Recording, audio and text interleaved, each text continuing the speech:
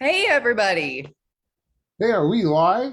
Yes, we are live. Gosh, we are live once again. How many times have we been live now? What happy half hour is this? 83. 83. 83. Yeah. Wow. Welcome Wow. everyone.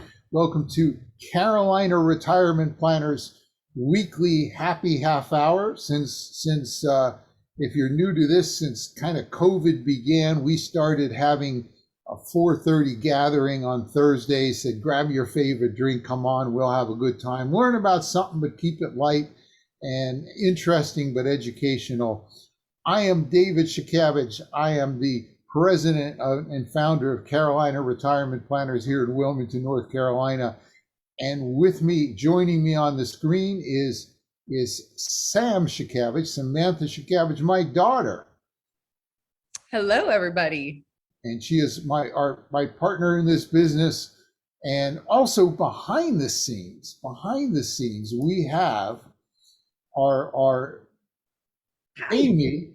Amy is our director of client fun, and she is also the one that figures out how to do this in Zoom and then get it over to Facebook Live and later put it onto YouTube and on our website and all this stuff. So if you are new to this, All the fun stuff. go into the chat and say hi. Tell us you're here. What are we talking? We'll have some fun first, but what are we talking about today, Sam? What's our topic? IRAs versus Roths.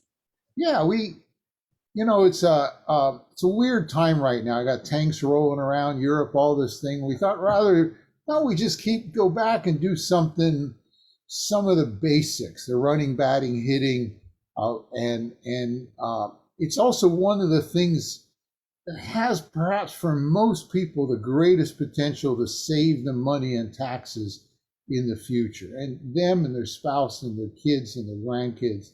And it's worth revisiting now and then in a fun fashion. And we are going to do that. But we always like to say hi to when people are coming in.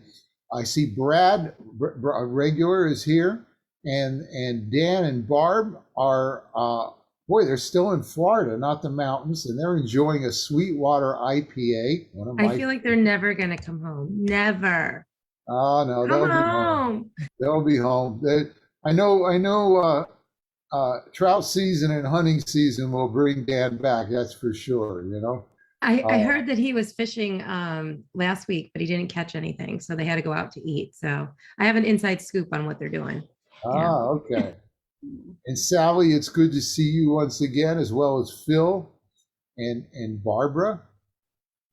Hey, guys. Welcome.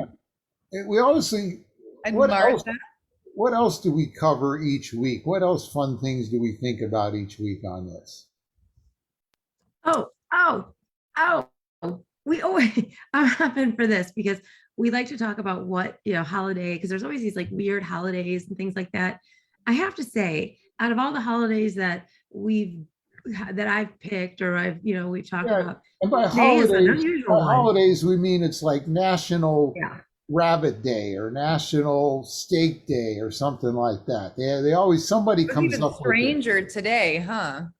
It is, yeah. So one of the holidays today is National If Your Pet Had Thumbs Day. What? It's a National What If Day. What? Why? I don't.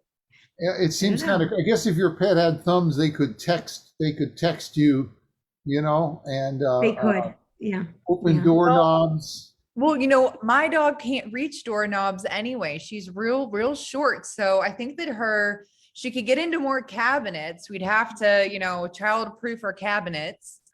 But ultimately, I think that her trouble could still be limited. Well, if our pets had thumbs, they might have out-evolved us or something. Yeah. Are they able to start using knives and forks and, tools? I saw a client the other day that'd be funny. So I saw a client the other day was talking about Kristen's dog. Kristen has a Australian Shepherd, and she thought that dog was probably smarter than she was. You know, not Kristen, but my class. I said, boy, I'd worry about getting a dog like this that could be smarter than me. Give it opposable thumbs, and who knows what could happen. You know, That's funny, But but that's still possibly true. there's got to be a better day than that. That's kind of a dumb day. What other day is it to this week? What other day is it today? Oh yeah, there's actually quite a few holidays today. I just picked that one because it was so weird. We have it's also Canadian Bacon Day, National Cold Cuts Day. Now we're talking Canadian. Yeah. Now we've got a I great can sandwich relate for to him. that. Yeah. Yeah. National 33 Flavors Day for ice cream. We have, oh, this is one that I know that Sam and I can appreciate. National Soup It Forward Day, because soup is good food. I mean, there's so many. Peach Blossom Day. I just went with the most ridiculous one I could find because what? Again, what? Cool. Well, We do, I think that the National Soup It Forward, it's the intention behind it that when you make soup, you typically make a lot of it, and to pass it forward and to share the soup with the rest of the world. That is true. I usually make like a vat of soup, and my boyfriend's always like, "What army are you cooking for?" This is just the way it turns out. What do you mean? So, I can't help myself. Okay, so I do have a serious question. Sam, what is your favorite soup? And then I'll let you guys get to business because Oh my You gosh, have- I cannot answer that. you cannot. Okay, have I wouldn't be no able to either. opinion. I can't even answer that because I have so many favorite soups. It just depends on my mood. Yeah, I'm with you on that. I get You it. have a I favorite understand. soup, Avi? Oh no. What's- As I'm saying, I would never be able to pick like a favorite soup. And I was just wondering if you had one because No. I love them I all. can't, I mean, I can't even like pretend to have one because I feel like it would be so mean to all of my other soups. yeah, I agree. I'm one of those like weirdos that it's summer and it's like 110 degrees outside. And I'm like, "Ooh, what's your soup of the day?" If I go out to eat, and I will get it because I love soup. Yeah, Mhm. easy. Yeah. So well, we've also been joined by Martha, who says hi, and of course our own Kristen is here. Debbie, good to see you once. Debbie You and again, and Jean, Nadine, And Jay Jay, and Carter. Dan Carter, another couple of regulars. It's always good to see. And Teresa is here as usual. I know that lady. Mhm. And our own Brenda, of course, is here. So it's good to see people on. And Mary as well. But we should think maybe about moving into the subject itself. All right, I suppose. It's just we get just as much as let's see if we can. Okay, so today the real big question is Roth IRA or regular IRA? Now, most people know this, but just in case there's someone who's still puzzling, with a regular IRA, most of us have regular IRAs, and we put the money in. We don't pay tax. We get our paycheck, and it goes directly in there. We don't pay any tax, and it grows over the years. And then when we take it out, we pay the tax. So it goes in tax-free, it grows, or it goes in without tax, it grows tax deferred, it comes out, we pay tax. So whatever the rates and situation is at the time. With the Roth IRA, we take the money, we get our paycheck, and now we've got to send some of the money to the tax man, and then we take the rest of that money and we put it into a Roth, and it grows tax-free. And later on, whether we take it out, our spouse takes it out, our kids take it out, it's tax-free forevermore. So we pay the taxes up front. One way to liken it is, if you were a farmer, you had two choices. They said, down here with a regular IRA, they said, we will give you the seeds tax-free, but we're going to tax you on the harvest next year in the fall. We just don't know what the rate will be yet. We'll see how the country's doing and how much money you're making. as opposed to, we'll let you pay tax on the seed and then the harvest will be tax-free. That's an analogy we often use with this. But we're going to look at a real life example, a real life fictitious sort of example. Always like to bring a person into it. And these are the people we are going to use. Does anybody know who this is? Sam, Amy, do you know who these folks are? Bonnie and Clyde. Yeah, this is Bonnie. And Bonnie is going to be the one that says, I want to turn my IRA into a Roth. I like a Roth IRA. And then we have Clyde. And Clyde is going to say, I'm going to stick with a regular IRA. We're going to see how those two make out, And boy, that's an interesting picture. There are a number of interesting pictures of Bonnie and Clyde in there. But anyway, That is a good one. yeah. So here we have on this side we have Bonnie, and over here we have Clyde. Both Bonnie and Clyde have money in an IRA. They both have $100,000 in an IRA.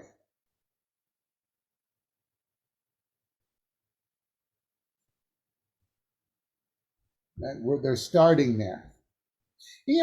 Bonnie says, man, I just don't like the idea of taxes in the future. I want to get them out of the way. I want to convert my IRA to a Roth. Now, if you've got an IRA, most people can convert it to a Roth, any age, any amount. They just have to pay the taxes now. And to keep this simple, we're going to say that the taxes on everything are 25%. So if Bonnie says, I want to convert my IRA to a Roth, how much is she going to have to pay in taxes? $25,000. $25,000. She's going to have to take $25,000 from that IRA and send it over to the IRS. And as a result, how much will be left in her Roth? $75,000. $75,000. And that $75,000 will grow tax-free forevermore. Now over here we have Clyde, and Clyde says, man, this just doesn't make sense to me. I'm too smart for this. I mean, come on. I'd rather have all 100,000 in my IRA growing and working for me, because if I have all 100 there, I'm going to have more money in the end. It kind of makes sense. Why would I give some of the money to the IRS now when I could grow it for myself? So he just lets the $100,000 ride. Now, they both invest their money exactly the same. And over the years and years and years to come, the money goes up the money doubles. Well, if Bonnie's Roth starting at 75 doubles, it will go up to what? 150. 150,000. So now she's got a Roth, and it's got 150 in it. But Clyde, on the other hand, his money grows, and it doubles. And if he starts with 100 and it doubles, he ends up with $200,000 in his account. Now you look at it now, you say, well, maybe Clyde was right. It's better off. He's got 200,000 in his IRA, and Bonnie only has 150,000 in her Roth. But what haven't we accounted for? Clyde's taxes. Clyde's taxes. In order to spend that money, he still has to pay tax. And he's got 200,000, 25% of 200,000. If it was 100, it'd be 25,000, right? But it's 200, so it's double that. So Clyde is going to owe, $50,000 in taxes before he can spend his money. And if he spends $50,000, how much tax-free does that have him left? Or if he pays the 50,000 in He pays taxes, the right? 50,000, yeah. Yep, that would leave him with $150,000. So now he's got this 150 here that he can spend. Well, it's the same as Bonnie. Bonnie's got 150. So what Clyde was forgetting was when he has money in a regular IRA and it grows, you're not only growing your money, you're growing the money you owe the IRS. The IRS is just kind of growing their money in your IRA. And so you really, if all else remains the same, you both end up with the same amount of money. It's sort of the commutative property of multiplication or something like that. We all learned in 7th grade. It's the way money works. You could think of them as two separate pieces. However, let's say that over all these years they had this money invested. Taxes went from 25 to 35%. Does anybody out there think taxes might go up in the future? We're going to look at some good reasons why, but well, if when Clyde went to get his money out, the tax rate was 35%. Well, let's see, if it was 100,000, it'd be 35,000. If it's 200,000, it would be 70,000. He would actually owe $70,000 in taxes, and that would only leave him with 130,000 that he could spend. Bonnie, she got her taxes out of the way at the lower. What is Ed Slott? What's Ed Slott tell us, Brenda? Ed Slott, who's America's CPA, has public television shows on taxes. What does he say about paying taxes on IRAs? Well, I'm Sam, and Ed Slott says always pay taxes at the lowest rate. Always pay taxes at the lowest rate. Bonnie was able to lock in this 25% rate because Clyde waited. He ended up paying taxes at a higher rate, the 35% rate. So again, there's a lot of things you need to consider if you're converting from an IRA to a Roth IRA. The basics is if the tax rate that you take it out at is going to be the same or higher, you're probably better off converting to a Roth now.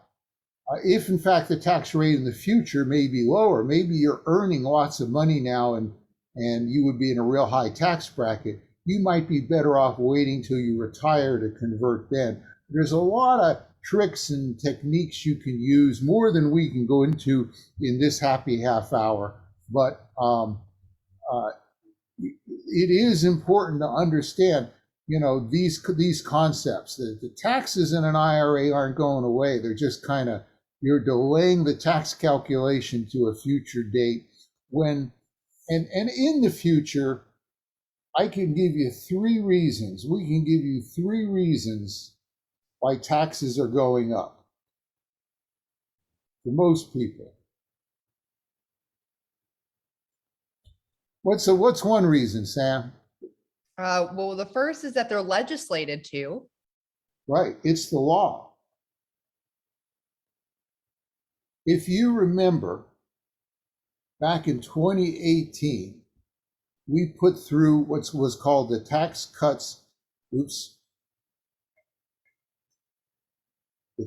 Cuts and Jobs Act, where we cut taxes. We cut the 15% tax bracket. The 15% tax bracket went down to 12%. The 25% bracket went down to 22%. The 28% bracket went to 24%. There was some above that. But guess what? Like most politicians, we didn't cut spending. And as a result, built into the act, it said, hey, if you don't cut spending in 2016, on January 1st, 2016. Hey, Dad. Yeah. 2026. Oh, 2026. Thank you. Boy, I'm not with it here today. In 2026, or maybe I'm so excited I'm losing, but in 2026, the 12% is going back to 15, the 22 is going back to 25, and the 24 is going back to 28. So dang, if Congress does nothing, which they are particularly good at, taxes will automatically go up. And, we're running such a big deficit, they kind of ought to go up. I mean, but we'll cover that next. What's the second reason, Sam? Well, if you're somebody who's married. No, there's one before that in my slide deck. So. Oh, okay. This is where you have to be psychic, Sam. Be psychic. No, right? I Well, have to be psychic. the truth is, we have this thing called the federal deficit, and if you want to get particularly depressed, you can go to the website usdebtclock.org, where it shows up to the second what the national debt is. And this was as of about an hour ago, so it's higher now. But we are in hock for $30 trillion. Now, the problem with that is, I don't know, I can't get my head around what $30 trillion means. It becomes you just don't think about it. But if you go there, there is another number here they show. They call it the debt per taxpayer. What it really is, I believe, is the debt per tax return. So if you're single or married and you file a tax return, your hidden mortgage, if you will, on the national debt right now is about $241,000. It's a little disturbing because I showed this to somebody yesterday and it was $240,000. And that means if to pay off the debt, all the taxpayers have to cough up $240,000. So that puts it into perspective. Even if you wanted to pay the interest on it, say the interest on that was 5%, that would be about $12,000 per person just to pay the interest. If it was, 2%, it'd be $5,000 or so dollars. But that kind of helps. That puts it in perspective for me. Man, I owe $240,000. In order to pay that down, taxes are probably going to have to go up. Something's got to give. And that's a whole other thing. But that's the second piece. Now, Sam, for the third one. Well, some of you may have chosen to get married. Yeah, I'm betting there's people out there that have tied the knot and have gotten married.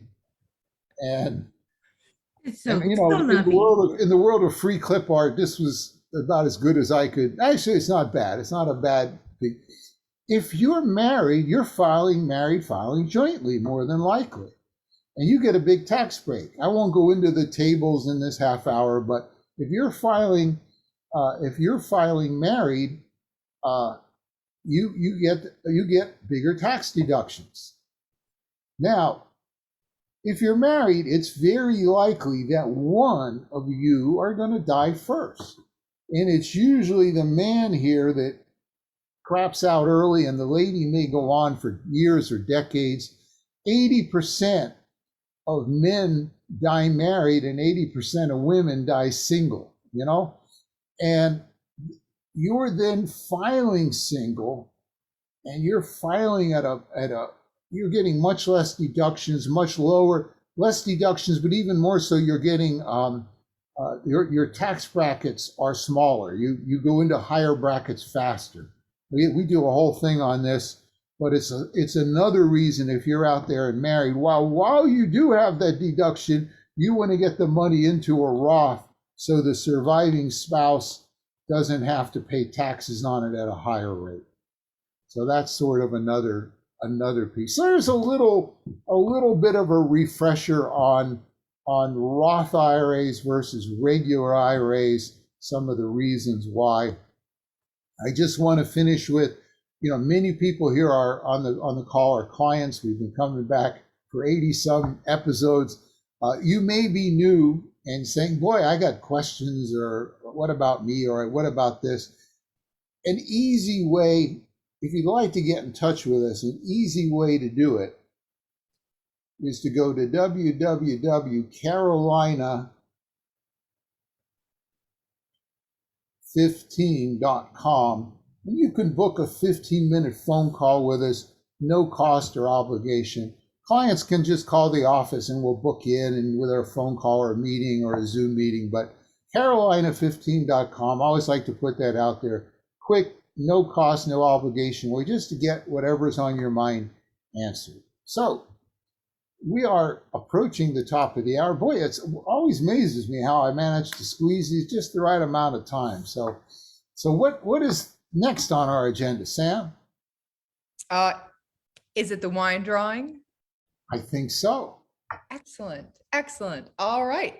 Well, here in my trusty bucket, I have all of my wine slips.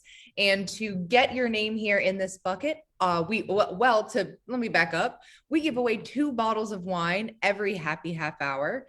And to get your name here in the drawing to win these 2 bottles of wine delivered directly to your door from Fermental Bottle Shop, all you have to do is we have a Facebook event every week. You just click that you're coming to the Facebook event. And that'll get you entered. You can also share that event with your friends, and that will get you an additional entry. And if you're on our email listserv, we will send out an email letting you know what our topic is this week. And if you respond to that email with either, you respond to that email in any way, pretty much, we will get you entered into the wine drawing. Pretty much any way you can get in touch with us and let us know you would want to be entered into the wine drawing, we will get your name here into this hat. Or well, into my jar. It's not a hat. It could be. The proverbial hat. And my winner this week of 2 bottles of wine delivered directly to your door is Pat and Dave S. So congratulations, Pat and Dave. You are our wine winners this week. And so huzzah. Hey, while we're here, congratulations. Real quick, we should think about next week. I know we didn't talk about it before. You think it'd be a good time to do I-bonds? Oh yeah, that could be fun. We've been getting a lot of questions about I-bonds. Getting a lot of questions about I-bonds. The government has come up with an I-bond or has an I-bond, and like you hear things that it's paying 7%, things like that, and it's a complicated little beast, and we get a lot of questions. So next Thursday, come tell your friends. We're going to talk about I-bonds. Are they the best things since sliced bread, or are they the Federal Reserve's evil, creation? We'll have some fun with it and understanding what it's all about, because I know many people are interested in it. So. Superhero, supervillain. That's right. I'm scared. Yin yang, So, okay. Excellent. Yeah. Hello, everybody. Pat and Dave. For everybody else who did not win, please enter again next week. Yeah. And thank you to everybody for joining us today. Thanks. Enjoy the beautiful weather today. Cheers. Have a good weekend. Get outside. I know. Good weekend. Bye-bye.